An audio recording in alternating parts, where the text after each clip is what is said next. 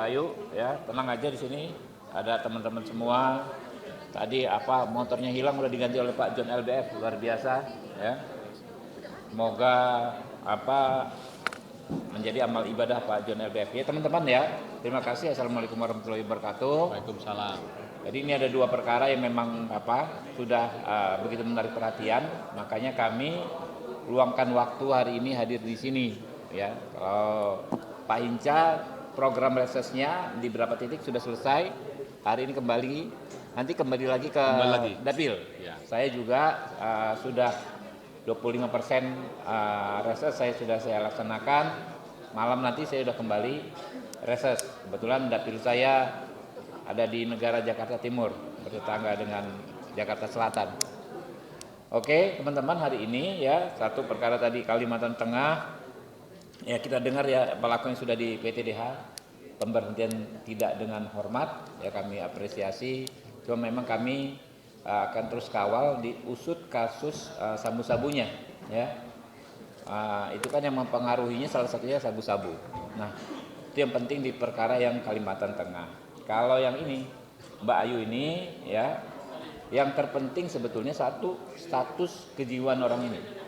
Jangan sampai ya ada upaya-upaya untuk membebaskan tersangka dengan dalih kesehatan mentalnya, ya. Karena dia kan bisa beraktivitas, artinya dia bisa bertanggung jawab secara hukum, ya. Dia bisa mempertanggungjawabkan perbuatannya secara hukum. Kami akan kawal terus, bahkan tim sekretariat nanti akan hadir dalam persidangan, ya, memantau persidangan ini, ya, dan kami akan koordinasi juga dengan Kejaksaan, ya, Jakarta Timur untuk memastikan pelaku dituntut berat, ya.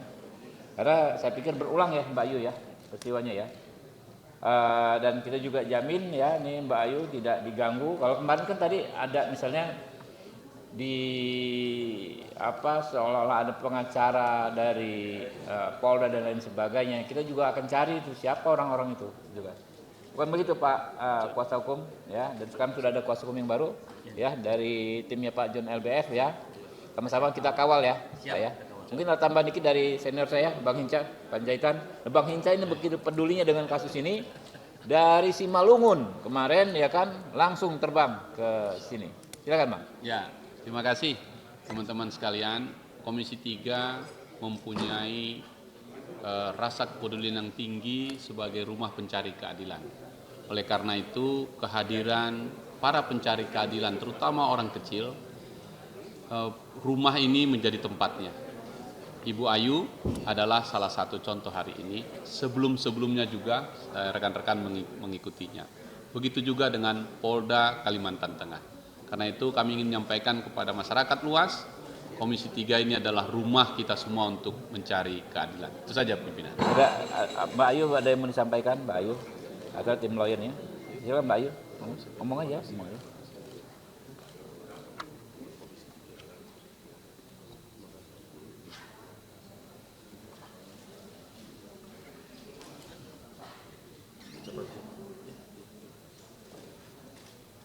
Terima kasih untuk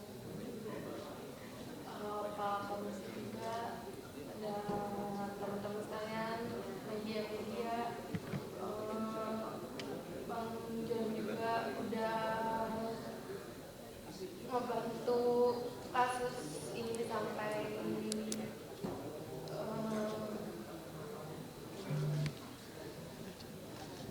Ngomong aja apa adanya.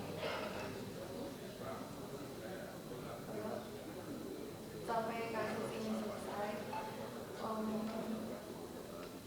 Mohon doa dan dukungan teman-teman. Oke, mungkin Pak lawyer, Bro, silakan Bro. Saya hanya ucapkan terima kasih ya, dan ini bentuk atensi dari Komisi 3 ya, khususnya Bang Habibur Rahman dan Bang Ika ya. Saya apresiasi setinggi-tingginya dan ini bentuk perhatian terhadap keadilan di masyarakat, dan kasus ini akan kita kawal sampai Ayu mendapatkan keadilan. Terima kasih. Oke, ada pertanyaan teman-teman? Tapi bagaimana sebenarnya agar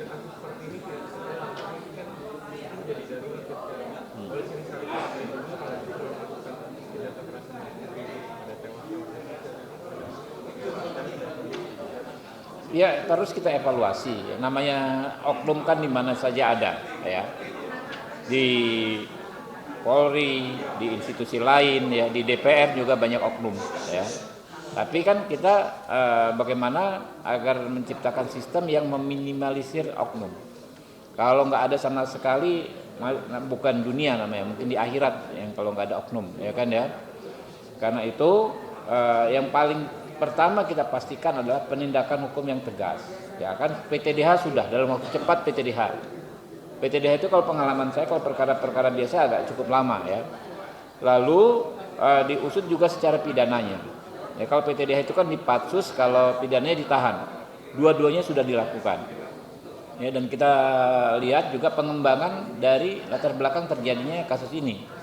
Bahwa di pelaku ini dikatakan mengkonsumsi narkoba, ya kan, yang mendorong dia melakukan ini juga harus diusut tuntas.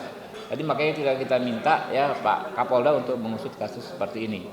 Nah soal ya senjata api dan lain sebagainya, teman-teman kepolisian saya pikir punya standar yang sudah berlaku selama ini, ya evaluasinya di mana kekurangannya kita akan minta terus dicek, ya kekurangan evaluasi seperti apa. Karena itu kita juga tadi ada usulan kita rapat dengan Irwasum, dengan Propam ya, bagaimana kontrol terhadap pemegang senjata api ini ya. Jadi di masa sidang yang akan datang ya, besok setelah masa sidang selesai kita agendakan rapat ya soal kepemilikan dan penguasaan senjata api ini. Kalau kasat mata ya saya informasi saja ke teman-teman, banyak Kapolres, banyak Kapolda ya menyampaikan inisiatif mereka saat ini. Inisiatifnya antara lain mensentralisir senjata api dulu, ya. Kalau nggak tugas langsung disentralisir gitu kan ya. Karena kan kejadian hari ini di mana senjata apinya cukup banyak di ini anggota adalah dampak dari beberapa waktu lalu. Ingat yang waktu kejadian di Sarinah yang ada teroris itu Dardedor ya kan. Sejak saat itu kan Polantas saja dipersenjatai bawa senjata api. Karena memang ancaman terhadap rekan-rekan kepolisian dalam menjalankan tugas ini juga besar. Ya. Waktu itu disayangkan kok polisi nggak dipersenjatai gitu kan. Sehingga ketika ini mereka terancam justru nggak bisa membela diri. Ini kan dua hal yang bertolak belakang bisa terjadi gitu kan ya.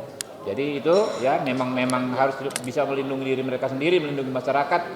Karena itu harus memang wajar ada senjata api, tetapi bagaimana pengendalian psikologisnya ya teman-teman ini. Saya pikir apa yang sudah dilakukan sudah cukup baik, tapi tetap akan kita perbaiki lagi. Oke? Itu kan terkait evaluasi tadi juga karena kan ada Kesenangan nggak nih? Bukan. enggak karena Amnesty International itu bahkan menyebut sampai 116 kasus yang berkaitan dengan polisi. Bos yang namanya kasus saya bilang tadi ya kan ya, di mana aja ada, yang namanya oknum di mana saja ada. Apa kaitannya dengan Kapolri gitu loh? Kok diarahkan ke kepemimpinan Kapolri? Kepemimpinan Pak Kapolri Listio Sigit nggak ada masalah. Saya kasih nilai 9 dari 10. Saya berani mempertaruhkan kedudukan saya gitu loh. Ya, apa yang mau dievaluasi? Ya. Tapi kalau soal oknum-oknum seperti ini memang kita tindak lanjut, yang penting kan penegakan hukumnya. Lalu kami akan panggil Irwasum, panggil Propam, ya bagaimana pelaksanaan evaluasi yang reguler itu terhadap senjata api ini. Jadi tidak perlu sampai Enggak, jauh sekali Pak. Ya misalnya ini ada oknum wartawan nih jual beli berita, masa pimretnya kita ini enggak juga gitu loh. Enggak ada ya, jauh. Jangan maksa gitu loh ya. Yuk terus.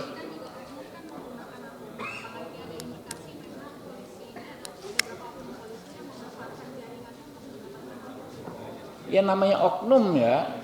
Ini yang pakai narkoba itu bukan hanya polisi ya. Namanya oknum PNS ada, oknum ustadz ada ya.